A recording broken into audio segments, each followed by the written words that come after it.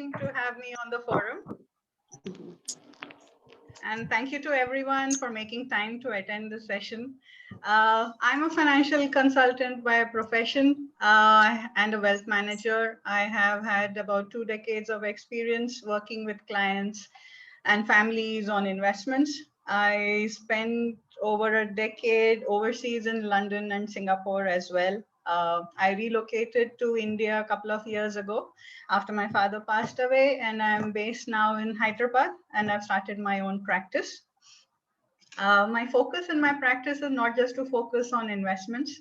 It is also putting equal importance on getting our financial affairs organized and about planning how to do a smooth transition. So whatever we plan, we want to give it to somebody, or we want to spend it ourselves, or we want to give it to a charity. How to plan that also in a smooth manner. I focus on that. A lot of that is based on an experience that we went through personally as a family as well. And we thought if we are aware of the actual technical aspects of things and having to go through so many issues, there must be so many other families doing that as well. So that's what I focus on in my practice. And so today's discussion will be on how to have conversations about your will, your last will and testament, especially with family members. So it will cover the kind of homework you have to do to have to prepare that, and how you can have that actual conversation with the family once you have thought through what you want to do with your assets. With a will, there is a lot of legal and technical aspects. Those are best handled by an actual family legal specialist. That could be a session for another time because there's so much involved in that. Um, and also, one more disclaimer I would like to put is one size does not fit all. Everyone's circumstances are different, everyone's families are different, everyone's situation is different. But these are general guidelines which would help at least start focusing and working on a few elements. For anyone wanting to discuss this in more detail or have a one-on-one session, my contact details will be available with the team. Um, we would put, as I think it's already been notified, we'll put you on mute. If there's any questions towards the end of the sessions, please do note them down. I'll be happy to take any questions at the end. So let me just share my screen.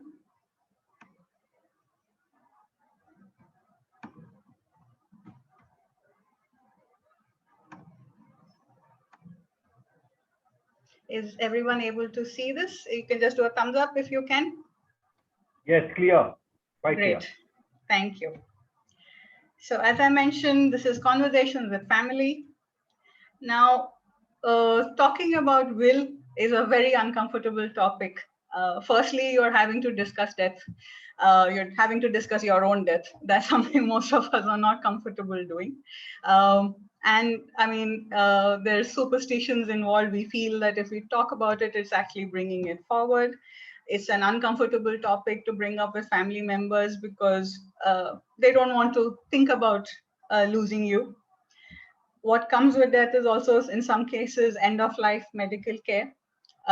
What if you're sick? I mean, that's the worst way. We all want to go in a nice, happy, peaceful manner with no physical troubles. But there is a situation, maybe there is an end of life medical care decision to be made. When we are talking about last will and testament, the important aspect here is financial assets. That means having to face your net worth, what you've done, what you've accumulated, what you may or may not have. It also brings to mind some values you may have. And now you may decide that you worked hard for your money. You want to spend it all on yourself. You don't want to leave anything for family or children. That's perfectly fine because you worked for it. In some cases, some people like to leave something for some charity they believe in. They may want to leave it for somebody outside the family who's actually done more support for them. There are situations where you may not have family members to give something to. So those are the kind of values that you may need to think about when you're thinking about how you want to prepare a will. The next thing is when you decide, okay, this is how I want to split my assets.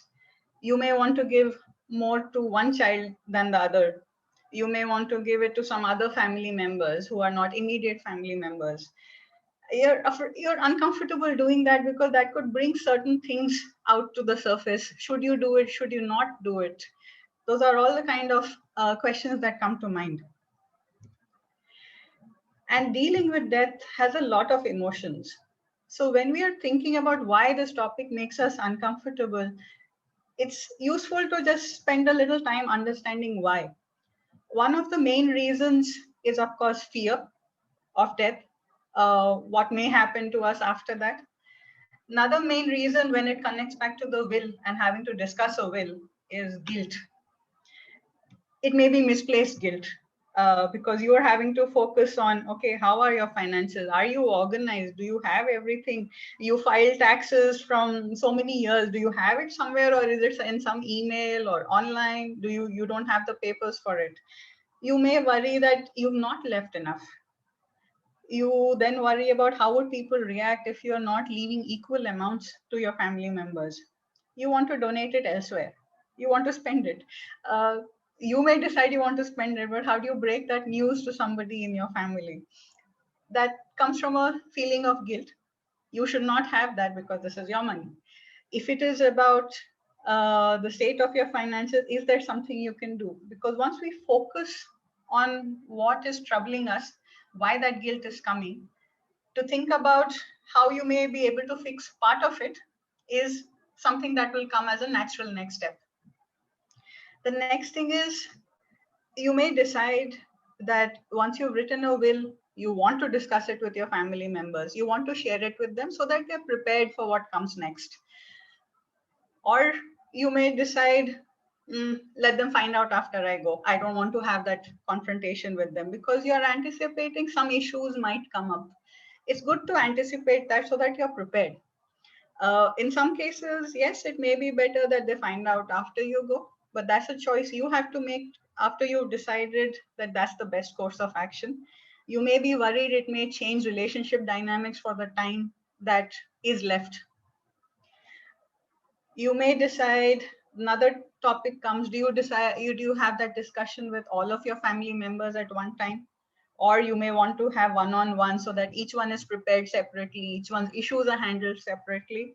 Those are all the things that you may need to go over and do before you actually have that conversation about the will. Now, if you've decided things like you want to spend it, you want to donate your money somewhere else, there is a charity or somebody else you feel that you need to donate more to. There may be a special needs person in the family that you actually want to leave more to. These are all values that are and thoughts that are important to you. It is important you share it with your loved ones and your family so that they know what is on your mind. So some basic tips if there are difficult conversations like this. First is prepare. You have to organize yourself well to know exactly the kind of topics that you want to cover in that discussion. Go with even if you're worried, go with a positive mindset. It may or may not be the positive outcome, but if you go with a positive and calm mindset, you can anticipate some of the arguments that might come. You're able to handle that in a better frame of mind. Set aside a focused time to do this with family members. You may want to speak to your children at a time when, okay, they're not changing jobs, they're not having troubles with job, they're not shifting houses, there's some illness. Those are not the times to do it. For example, from our own personal experience, my father was in hospital in coma for a long time. And that was the time my mom felt that it was time for her to focus on actual practical things to do. It helped her a lot instead of being emotional about my father and focus on some practical aspects. But she started talking about what will happen after she goes. As a child, I was already dealing with my father in hospital, and my mom starting this conversation was probably not the right time for me to handle it well. So I'd be like, no, I don't want to listen to this. You don't want that kind of a situation. It's important that both parties understand the circumstances. But yes, if there's a little preparation work you can do to decide a more specific time or more appropriate time, mind frame of both sets of people would be good. So you decide, you can set some ground rules, say, I want to speak first, then you can speak. You can have rules like that. Then you talk about things. You may want to share that you are leaving to one child more than the other. Why? Because you feel this particular person is very capable, they're well off, they're well set in life. The other person needs a little more help. And when they are bringing up arguments, listen with an open mind. You may want to also think about, have you already had some preconceived notions about how they're thinking? You may be surprised, because in some cases where you're leaving more to one child than the other, in fact the other sibling might be quite receptive to that idea, right? You may think that they'll object, but they'll actually say, yeah, I'm fine with that, let's in fact do it that way, I was also worried about that. There could be pleasant surprises coming. And it's okay if you admit you are wrong about some of these assumptions. And close the session with some clear plan in mind, either to have a follow-up discussion or some actions that you're taking. Now, when it comes to financial autonomy, some of the things we don't want to be in a situation is maybe financial dependence on children during retirement, or making the children dependent on their inheritance for their own future. So what you want to be able to do is provide for any specific needs. By till the time you are there and you're capable of handling your affairs, ensuring the control of your finances stay with you. You can take help, but the control needs to stay with you. You don't want to be, we've heard of uncomfortable situations. We don't want to invite that. As long as as long as you're able to take care of finances, ensure the control also stays with you. It's a good time to start thinking about how you organize your own paperwork and your finances. I'll come to that in a little more detail in the next slide. Now, in today's age, everything is online. All banks are sending statements online. Your tax filing happens online. Most of the accounts are opened online. So how does someone, unless you give them your email password or your mobile phone password, how does someone know what is there? So you may think you got everything filed, you are online. For those of you who are, you got your paperwork all in folders, you know where everything is, but unless you share that password and tell someone where to locate these items, they won't know what to pick up and handle in the event that you're incapacitated or you're unable to do certain banking work yourself, or even at the time of your passing. So there are tools in which something like a digital vault, there are services provided by certain companies that help you upload all your paperwork. You retain control till the time you're there. You can appoint someone to have that information shared to in the event that you can't handle it yourself. So there are certain tools available now. You can avail of that, or at least a well-organized physical folder also makes sense. Now, with respect to financial assets, it's a good time to sit and make your debit and credit statement. What are your assets? What are your liabilities? When we are thinking about inheritance and will, we all think it's only for, very large amounts. It's not. Even the smallest amount, maybe it's one policy somewhere, maybe it's one FD somewhere, maybe it's like some physical items you may have. You may have a collection of books. Maybe your family wants that. Maybe they have sentimental attachment to that. It's good to think of. So when we say net worth, it's all your assets. Then it comes to actually sitting and preparing a will or trust. That takes a certain amount of time. For that, you need to have ready, okay, your list of accounts, your list of assets, where do you have a locker, what are your policies? And once you have actually made a physical list, you can just note down everything.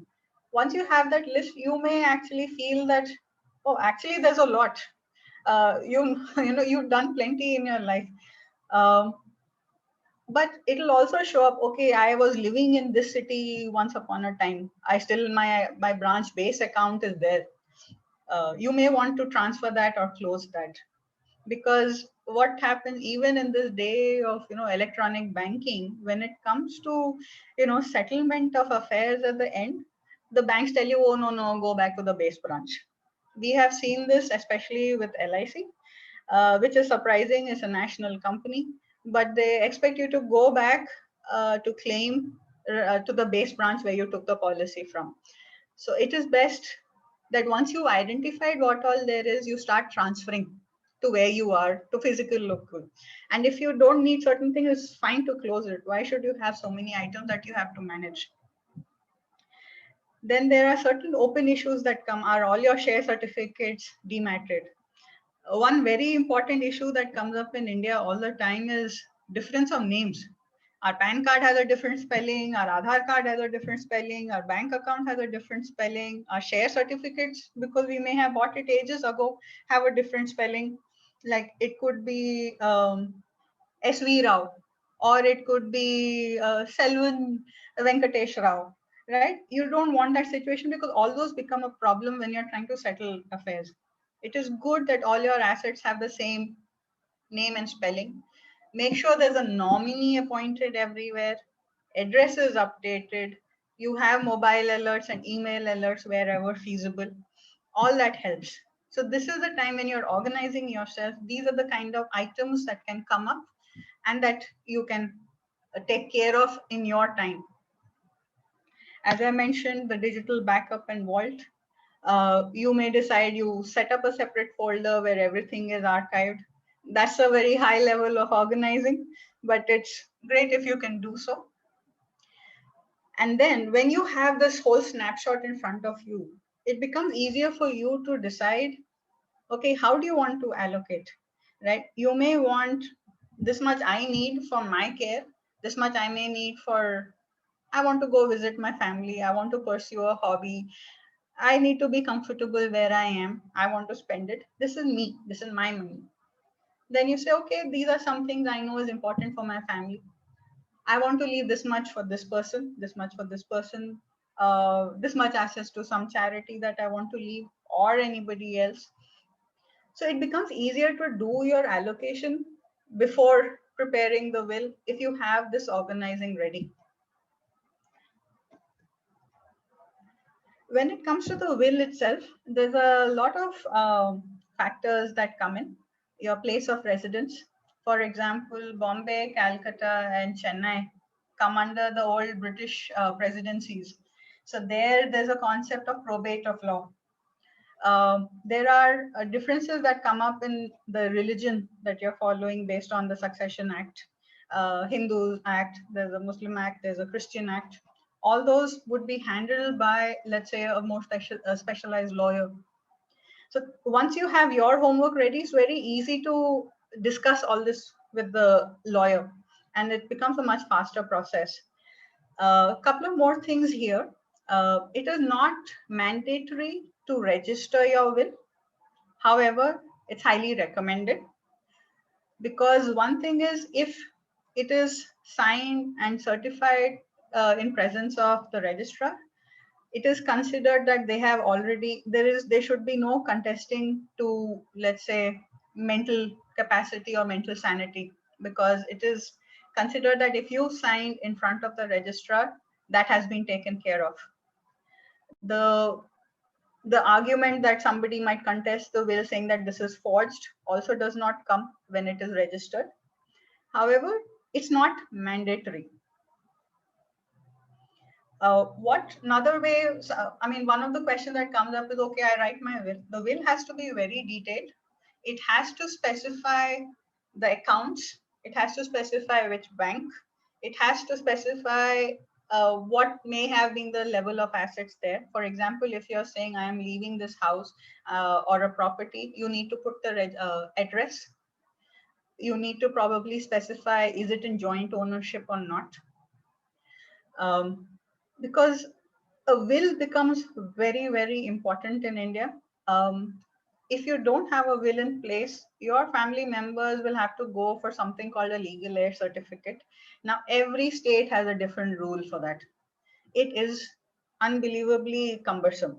Now, Maharashtra, for example, says that when you are applying for a succession certificate to have access to the assets, they put a cap of maybe, I think, 1% that you have to pay as court fees to lay claim of whatever assets you're trying to get. In Telangana, which is where I am, the court charges 6%.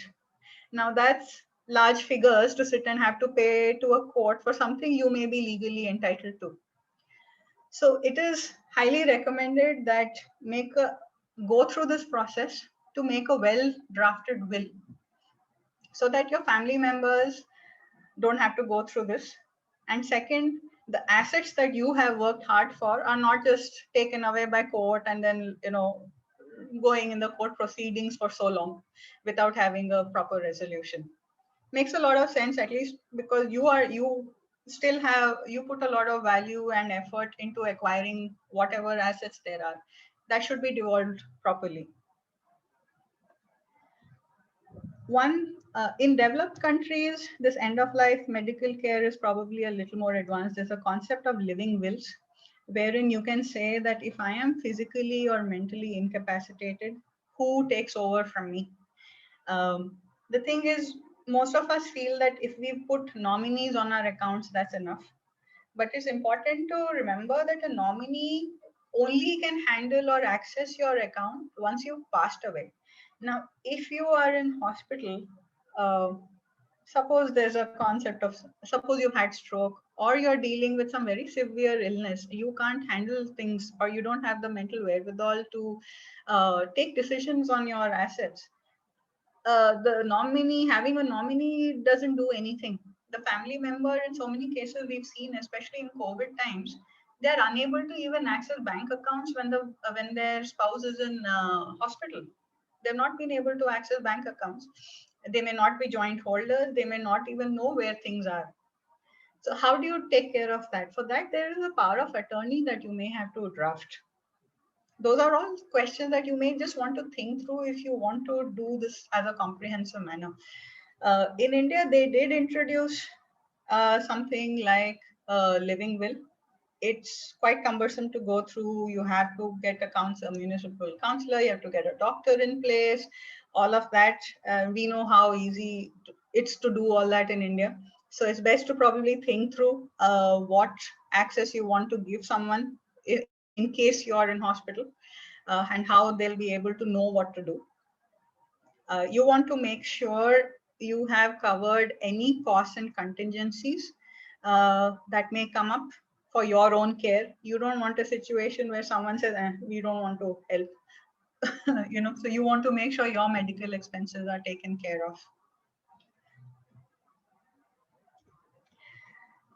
And finally, in all conversations with family, yes, there may be situations where the conversations can go bad. You may not want that situation. You may decide, I shouldn't have bothered bringing this up at all. There are situations that can happen. We can't say no to that.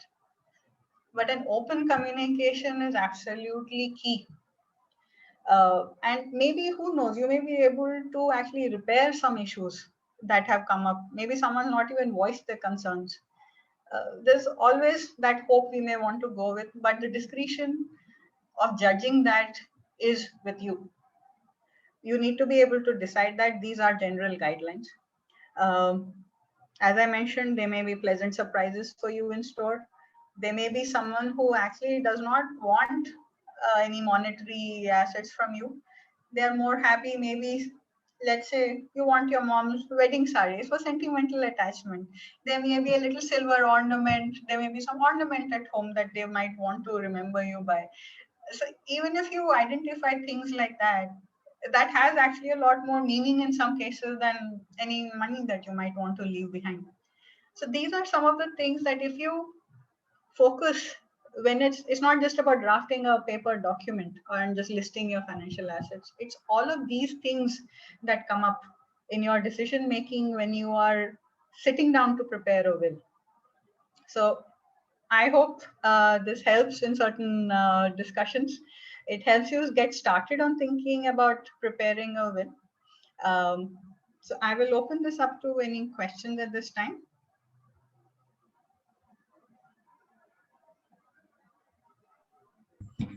So may I?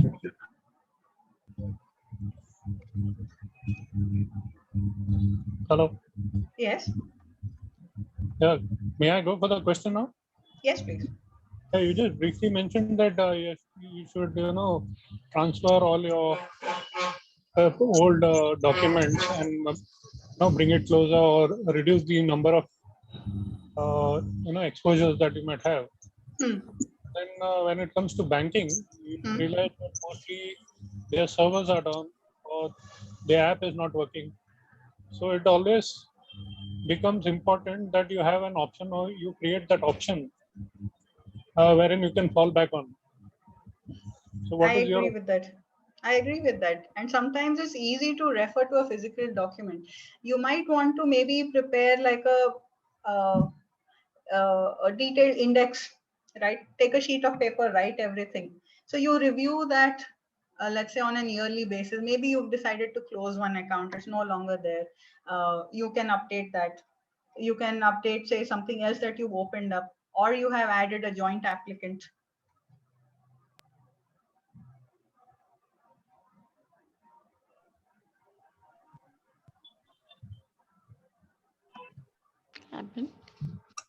What happened?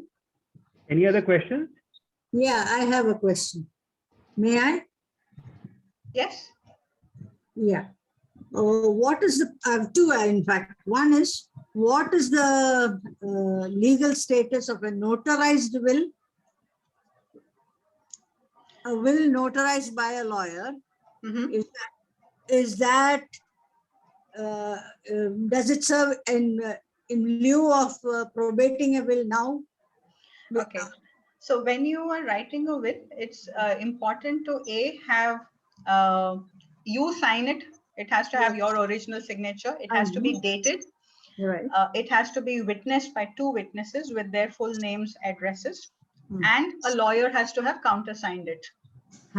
That's a complete will, but it is an unregistered will. Right. So when you go to a registrar to register this will, they have their own rules about formatting and how you present it. As I mentioned, registering is not mandatory. In places like Bombay, Calcutta, and Chennai, which are the ex-presidency rules, before you can establish the validity of even this will, you have to go through a probate process, but that's only in these 3 cities.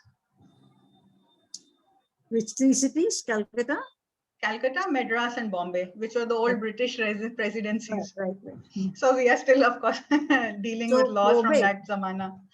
So you have to go through probate to the court to establish the validity of your will. Is it done by the living, by the writer of the will, or is it done by the nominees, the beneficiaries? It will have to be done with the beneficiaries, because this will only happen after the writer or the executor of the will, which is you, is deceased. Till then, the will does not come up. Okay, fine. And the other question is, you spoke about a power of attorney. Does the do you have to give a power of attorney to the executor of the will? Executor of the will may be a beneficiary, but you give the power of attorney prior. So power of attorney would probably be somebody who is able to immediately help you deal with certain banking or financial matters, right? It could be the beneficiaries. It could have this. It could be the beneficiaries as well. But so why I mentioned power of attorney is for a situation where you are not able to handle it. So, right, if you are no longer there, then the will comes into effect. The power of attorney won't matter. And the will always supersede the power of attorney if it is contested. If it is contested, supposing there is no conflict and it's the same person. Yes. Is it better to give the power of attorney earlier? Power of attorney works while you are still around, because it is just to cover a contingency where you can't go to the bank or you can't do something, but you need someone who's physically able to go and do that for you. So that happens before the will comes into effect. The My will come. question- My question is, does that continue to stay in force if that person is the executor of the will? The power of attorney? No, No. no. But being an executor itself gives us the same power. Yes. Based on how the will is drafted and what Yeah. access you have given them in the will. Correct. Any other questions? Thank you. Thank you. Hello, yeah, I have one question. Hello. Yes, please. If the nominees are appointed for various accounts, the bank account, whatever, still the will is required? Yes. If they are appointed with a post office or with a bank or with. So is the will Ideally, still required? yes, it is always recommended to have a will, and you prepare the will in a manner that is, let's say आपने जिसको भी nominate किया है, आपका will should not contradict with that, right? So nominee only in a demat account. If you have established a nominee, the assets can go directly to nominee. In every other place, they will ask for your legal heirs, which is what is specified in a will. A nominee is only a caretaker of your assets. In the legal sense of the term, they're only a legal caretaker. They may not be the rightful legal heir of the assets. So it is always important. It is good to nominate.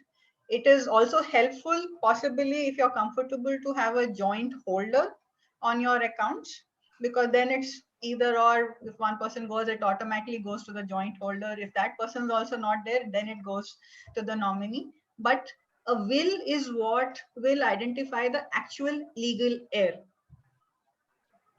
Thank you very much.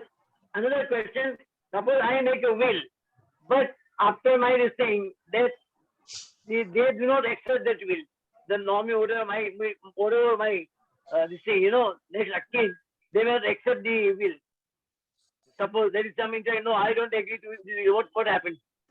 So if the will is already well drafted, you have covered all the terms. That's the whole purpose of making the will.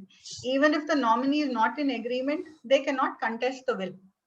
If the will is well worded and drafted, which is why you need to go to a good lawyer who actually makes you list down everything, every manner of holding to do so.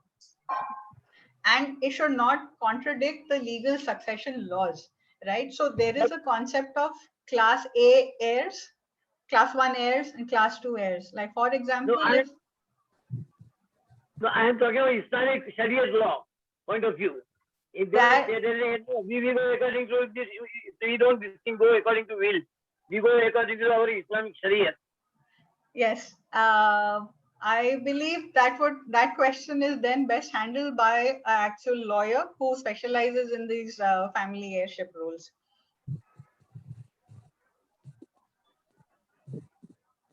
Any other questions? I think we Can I have ask a one question? more question.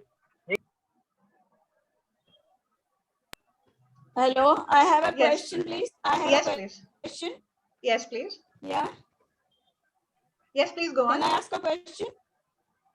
Yes, please Hello? go on. So, I would like to know about the memorandum of understanding. I would like to understand about the memorandum of understanding if the person is left behind. How is it valued? Is it valued as will or not? Memorandum of understanding. Okay, I would probably need to look into this in a little more detail. Is it equivalent to? No, it would not be equivalent to a will. It's usually a precursor to a will. But the How actual, long would it be valid? it is always open to contestant. It basically just establish an understanding between two parties. So it is possible that somebody else can come and contest it. The only document that is actually accepted is the last will and the testament that is actually drafted in the format prescribed.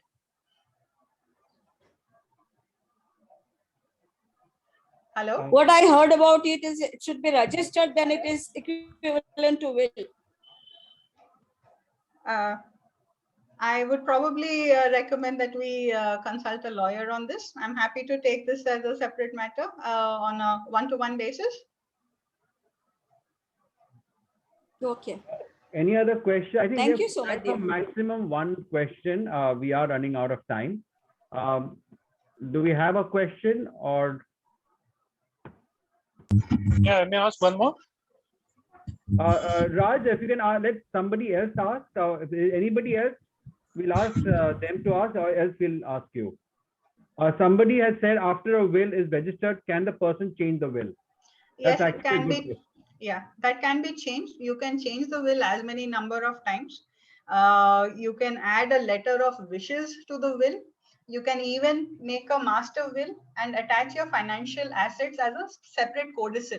Because once you've registered a will, you will have to keep registering it again and again if you make any amendments to it.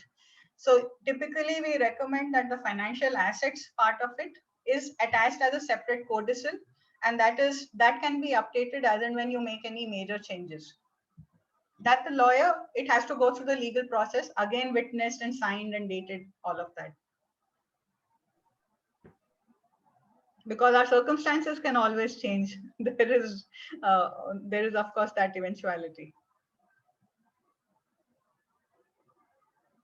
Thank you very much, Dipti. This has been really, really helpful. We have recorded